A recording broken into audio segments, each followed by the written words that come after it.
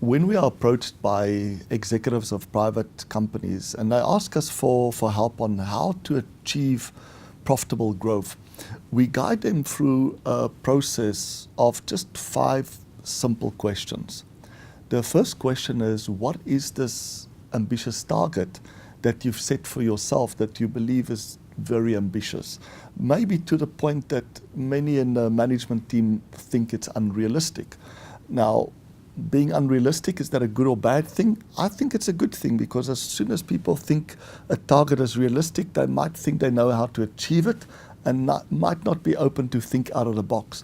So that's the first thing. So let's take a fictional company, a company that maybe has 100 million in sales. They're currently doing 5 million in profits, or around 5%. A very ambitious target for them might be to double their profitability, to go from 5 million to 10 million within the next year or two. The second question is to try and understand by how much sales must grow in order to achieve this target. This is really important because we often miss leverage. So let me give you an example of what I mean. If you think about how can I achieve the target if we focus purely on increasing the average selling price of our products.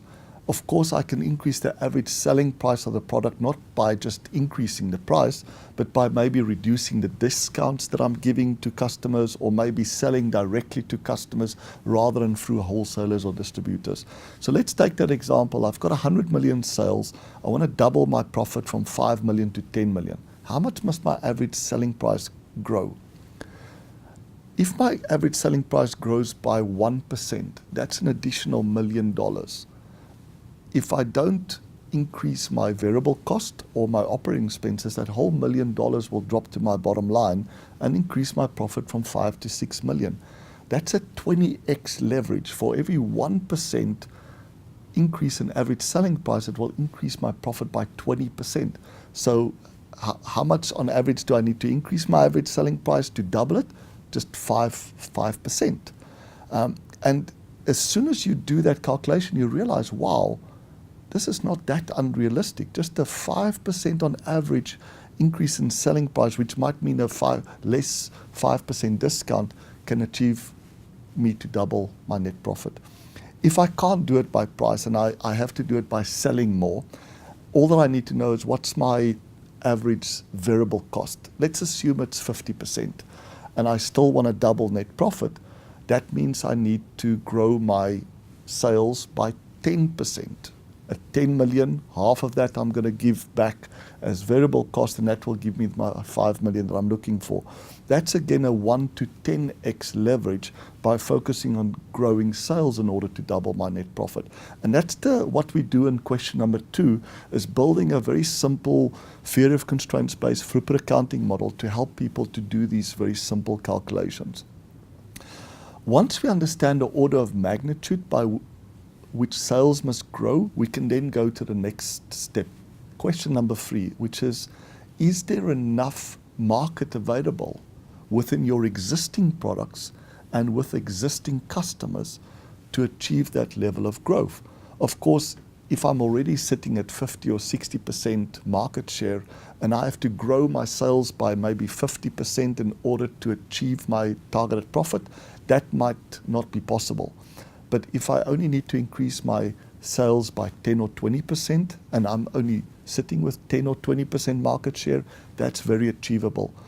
That question is very important because we always try to look at how can we better exploit what we have, our existing products and existing customers, rather than elevating, rather than taking the risk of adding new products or going into customers that we might not have relationships with. Once we understand that our market is large enough that we can achieve the increase in sales without having to add products or customers, we can then go to step number 4, or question number 4, which is, what are the conditions that if we could satisfy it will get our existing customers, more of our existing customers, to either be willing to pay more if we worked out that our increase must come from an average increase in selling price, or to buy more. And where we tend to focus is the simplest cases, which is what type of logistical improvement in either speed or throughput or responsiveness would get our customers to buy more or pay more.